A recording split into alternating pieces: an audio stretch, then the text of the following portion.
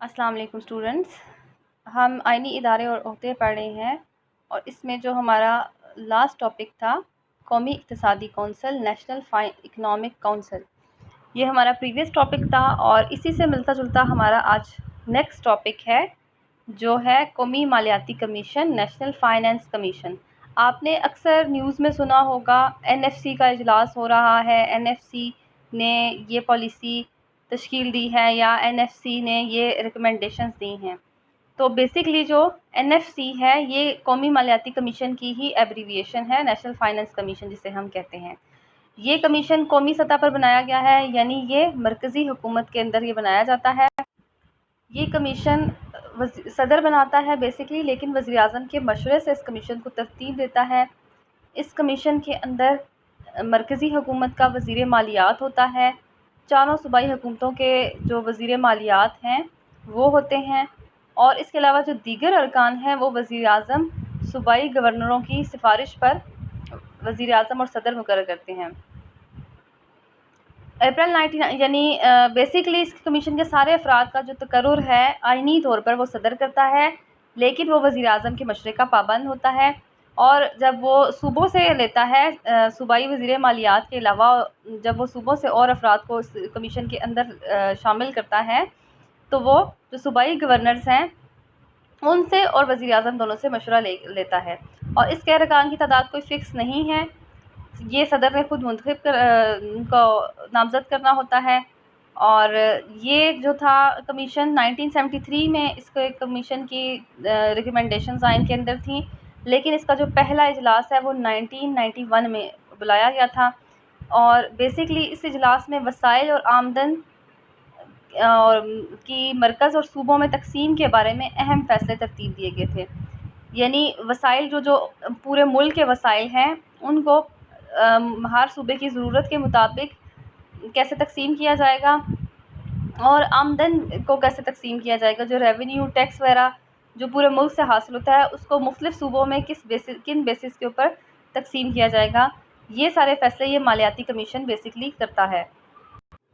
اس کے بارے میں ایک اور بات میں آپ کو بتاتی چلوں کہ یہ بیسکلی جو کمیشن تھا یہ 1973 کے آئین کے تحت اس کو ایک آئینی ادارے کی حیثیت حاصل تھی، آئین میں تھا کہ اس کو بنایا جائے گا، لیکن یہ جو تھا NFC بیسکلی 1951 سے ایک انٹیکٹ انسٹیٹیوٹ تھا، لیکن یہ اس طرح سے کام نہیں کر سکا، اور کانسٹیٹیوشن کے مطابق اس کا کام یہ ہوتا ہے کہ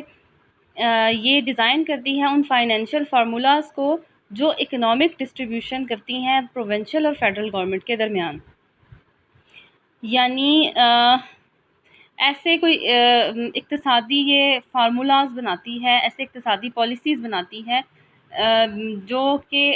بیسکلی اس کو پالیسی نہیں کہیں گے، ہم اس کو فارمولاز کہیں گے، کیونکہ یہ ریشوز پر بیس کرتے ہیں، ہر صوبے کی جو ضروریات ہوتی ہیں ان کے مطابق، آبادی کی ضروریات کے مطابق، اور اس جو صوبہ ہے اس کے جغرافیکل اور اکنامک کنڈیشن کے اکارڈنگ یہ ایک ایسے جو فارمولاز اکنامک فارمولاز بناتی ہے کہ جو اکنامک ڈسٹریبیوشن ہے ڈفرینٹ ریسورسز کی وہ فیڈرل گورنمنٹ کیسے کرے گی اور جو پروونشل گورنمنٹس ہیں ان کو کیسے دے گی، اور بیسکلی یہ جو پالیسی بناتی ہے وہ کنزیکٹیو 5 ایئرس کے لیے ہوتی ہے۔ اس کے فرائض اور اختیارات آگے ہم پڑھ لیتے ہیں۔ پارلیمنٹ جن ٹیکسوں کے نفاذ کا اختیار رکھتی ہے ان سے حاصل ہونے والی آمدن کو مرکزی حکومت اور صوبائی حکومتوں میں تقسیم کرنے کے لیے مالیاتی کمیشن اپنے اجلاس بلاتا ہے۔ وہی چیز میں آپ کو جو اس کے سٹارٹ میں بتا چکی ہوں کہ اس کمیشن کا بنیادی کام یہ ہوتا ہے کہ ایسی اکنامک ڈسٹریبیوشن کرنا جو صوبوں اور مرکز کے لیے قابل قبول ہو، اس کے لیے ایک پروگرام پورا ایک ڈیزائن کرنا، ایک فائنینشیل فارمولے کو ڈیزائن کرنا اس کا کام ہوتا ہے۔ تو یہ جس طرح پنجاب کی آبادی زیادہ ہے تو ڈیفینیٹلی اس کو ریسورسز کی جو ہے ڈسٹریبیوشن وہ بھی زیادہ ہوگی، کیونکہ یہاں سے پھر ٹیکسز بھی زیادہ یا ریونیو زیادہ حاصل ہوتا ہے پنجاب سے، اور پاپولیشن زیادہ ہونے کی وجہ سے پھر اس کے اوپر اسپینڈ بھی زیادہ ہوگا۔ اسی طرح صوبہ بلوچستان ہے وہ کافی سیکٹرز میں کافی زیادہ بیکورڈ ہے، تو اس کو ان سیکٹرز میں زیادہ اس کو پرووائڈ کیا جاتا ہے۔ اسی طرح جو جیسے پنجاب سے ایگریکلچرل زیادہ پروڈکٹس حاصل ہوتی ہیں تو اس کا سے حاصل ہونے والا زر مبادلہ باقی صوبوں کے اوپر بھی خرچ کیا جاتا ہے، لیکن پنجاب کو اس لیے زیادہ دیا جاتا ہے کہ جو ایگریکلچرل ریفارمز ہیں اس کے اندر زیادہ کی جائیں۔ اسی طرح گیس سے ہونے والی سوئی گیس سے ہونے والی آمدنی بلوچستان کے لیے اس کو اس طرح سے کیا جاتا ہے کہ وہ اس کے بلوچستان کی ڈیولپمنٹ پر لگائی جائے باقی صوبوں کے ساتھ ساتھ، اور اس کے اندر بھی اس ریسورس کی جو صوبے سے حاصل ہوتا ہے اس کو کس طرح سے تقسیم کی جائے۔ تو سب سے پہلا اس کا کام یہ ہوتا ہے کہ یہ پارلیمنٹ جو بھی ٹیکسز لگاتی ہے، جو مرکزی حکومت ہمارے ٹیکسز لگاتی ہے، جس کو ہم جی ایس ٹی بھی کہتے ہیں، ان ٹیکسز کو، اس کے علاوہ دیگر ٹیکسز جو مختلف پیٹرولیم مصنوعات پہ لگتی ہیں یا آپ کی جو باقی پروڈکٹس پہ لگتی ہیں، جو گورنمنٹ مرکزی حکومت حاصل کرتی ہے، اس سے ہونے والی آمدن کو یہ اپنے خصوصی اجلاس میں فیصلہ کرتا ہے کہ مرکزی اور صوبائی حکومتوں میں کیسے تقسیم کیا جائے گا۔ اس کے لیے پھر فارمولا جنریٹ کرتا ہے۔ اس کے بعد اگر مرکزی حکومت بیرونی امداد یا قرضوں کے لیے لینا چاہتی ہے تو اس کے لیے سفارشات بھی یہی مالیاتی کمیشن دیتا ہے۔ اس کے علاوہ قومی مالیاتی کمیشن ایک رپورٹ تیار کرتا ہے جو آمدن کے ذرائع کو مرکز اور صوبوں میں تقسیم کے لیے کرنے کے لیے غور کرتا ہے۔ آمدن کے ذرائع کون سے ہوں گے؟ جیسے کہ ایکسپورٹس ہو گئی، اس کے علاوہ ایگریکلچرل ایکسپورٹس ہو سکتی ہیں، مینوفیکچرڈ جو گڈس ہیں ان کی ہو سکتی ہیں، اور کوئی بھی چیز جو ایکسپورٹ ہوتی ہے اس سے ہونے والی آمدن، اس کے علاوہ جو ہمارے نیچرل ریسورسز ہیں ان سے حاصل ہونے والی آمدن۔ تو اس سب کی جو آمدن ہے اس کو مرکز اور صوبوں میں تقسیم کے لیے ایک رپورٹ تیار کرتی ہے، اسے پارلیمنٹ اور صوبائی اسمبلیوں میں پیش کرواتی ہے تاکہ عوامی نمائندے صحیح صورتحال سے آگاہ رہیں۔ اس کے بعد اس کا نیکسٹ کام ہوتا ہے کمیشن صدر کو اپنی ریکمنڈیشنز یا سفارشات پیش کرتی ہے تاکہ مرکزی آمدن سے صوبوں کی امداد کیسے پاسبل ہو سکتی ہے اس چیز کو طے کرنا۔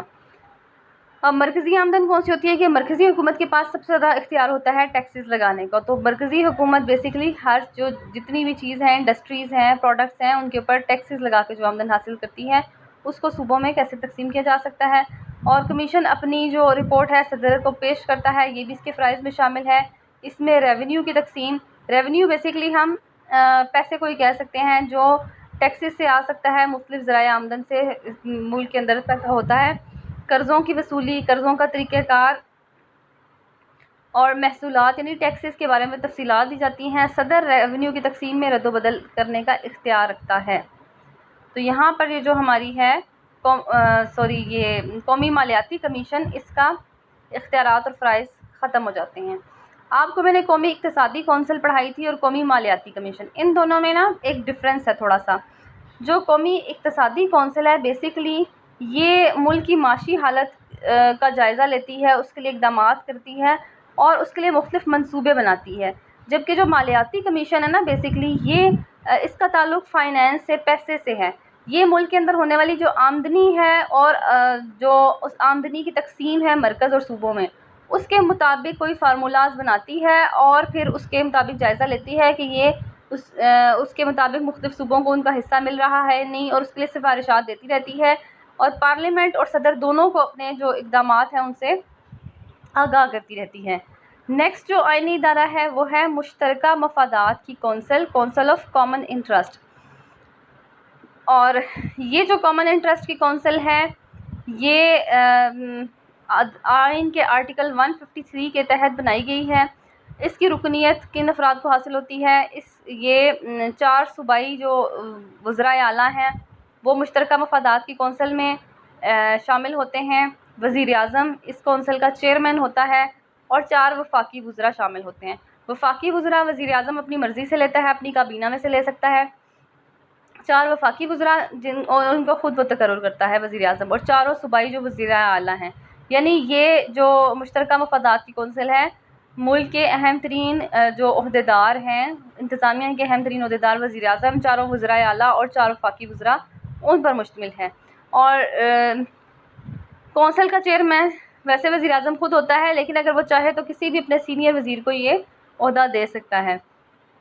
یہ کونسل اپنے جو بھی طریقہ کار ہے اس کے لیے اصول و ضوابط بھی خود بناتی ہے، اپنی کارکردگی کے لیے، پرفارمنس کے لیے، جس طرح وزیر اعظم اور اس کی کابینہ جواب دہ ہوتے ہیں، یہ کونسل بھی پارلیمنٹ کے سامنے جواب دیتی ہے، اور یہ جو پارلیمنٹ ہی کونسل کے دائرہ کار کا تعین بھی کرتی ہے۔ کونسل کے فیصلے اکثریتی رائے سے ہوتے ہیں،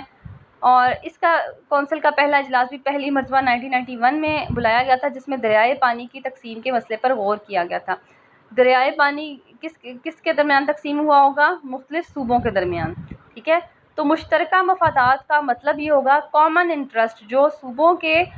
مشترکہ مفادات ہے، جیسے پانی کی تقسیم، جیسے نیچرل ریسورسز کی تقسیم جس میں گیس آ جاتا ہے، جس میں بجلی آ جاتی ہے، ان کی تقسیم، جو قدرتی وسائل کوئلہ آ جاتا ہے،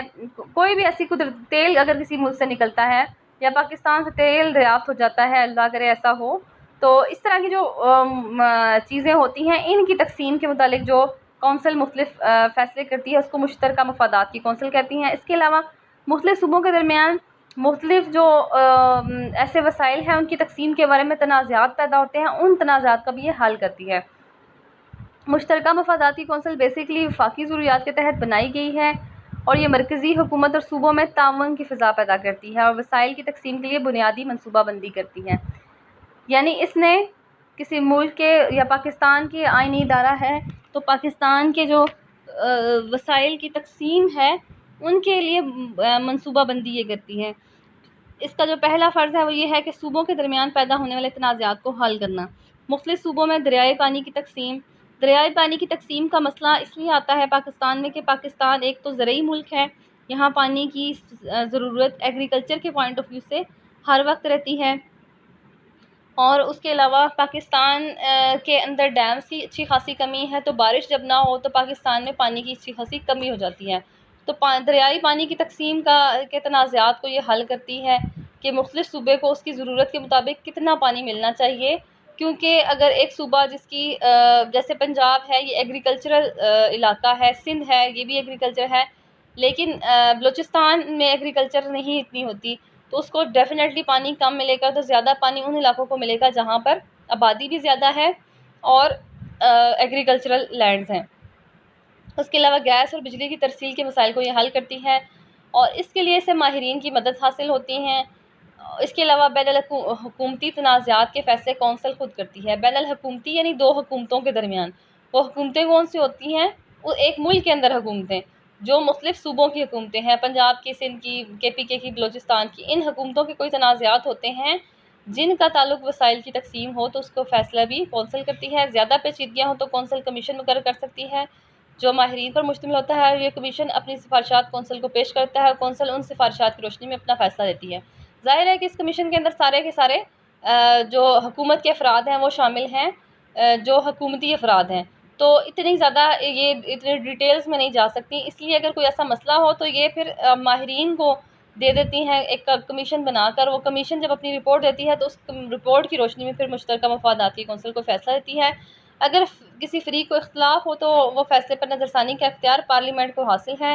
بین الحکومتی تنازع کا حتمی فیصلہ پارلیمنٹ دیتی ہے، جس پر کوئی معترض یعنی اعتراض نہیں کر سکتا۔ پارلیمنٹ اپنے دونوں ایوانوں کے مشترکہ اجلاس میں کونسل کے فیصلے میں تبدیلی لا سکتی ہے، یعنی ایک کونسل ایک فیصلہ دے دیتی ہے جس سے کوئی صوبہ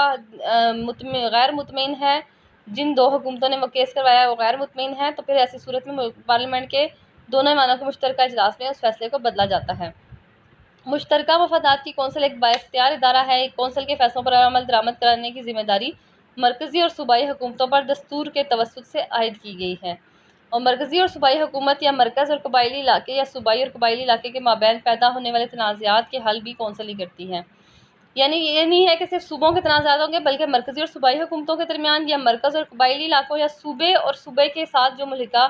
یا صوبے کے ساتھ جو قبائلی علاقے ہیں جو صوبے کے زیر انتظام نہیں آتے، ان کے درمیان بھی اگر کوئی اسی طرح کے وسائل کی تقسیم سے ریلیٹڈ تنازعات پیدا ہوتے ہیں تو ان کو یہی مشترکہ کونسل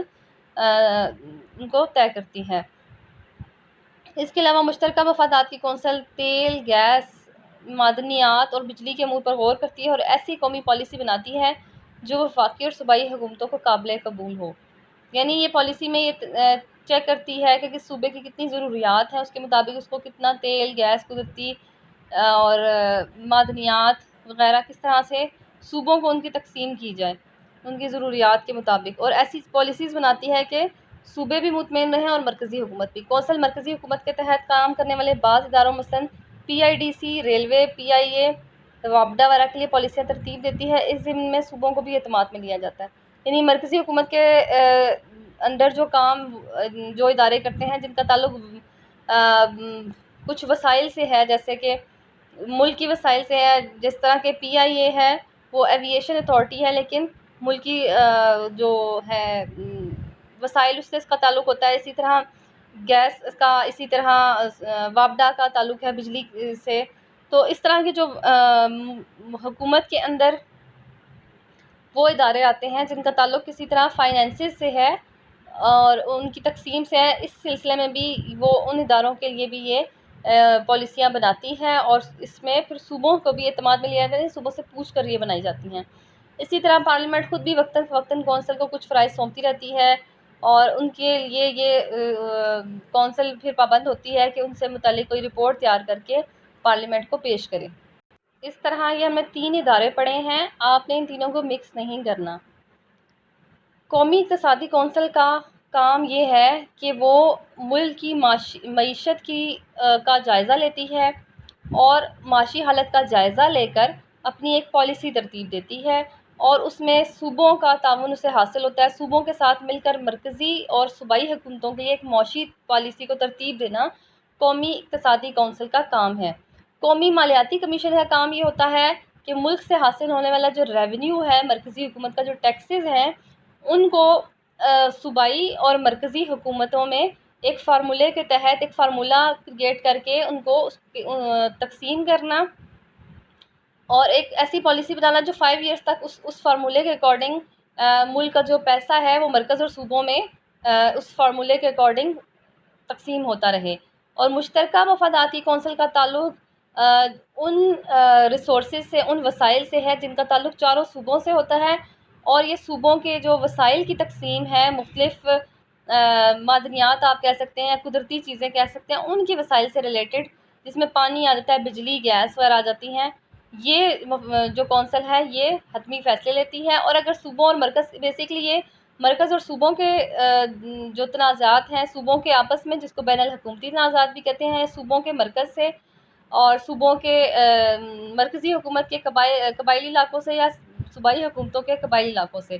ان کے تنازعات کا فیصلہ کرتی ہیں. اور یہ ایک ایسی قومی پالیسی بناتی ہے جس کے تحت جو وسائل ہیں ان کی ایک ایسی تقسیم ہو سکے جو صوبائی اور مرکزی حکومتوں کے لیے قابل قبول ہو. آئی ہوپ سو کہ آپ کو ان تینوں اداروں کا ڈفرینس سمجھ آ گیا ہوگا. ان تینوں اداروں کی تنظیم بھی مختلف ہے کہ جو قومی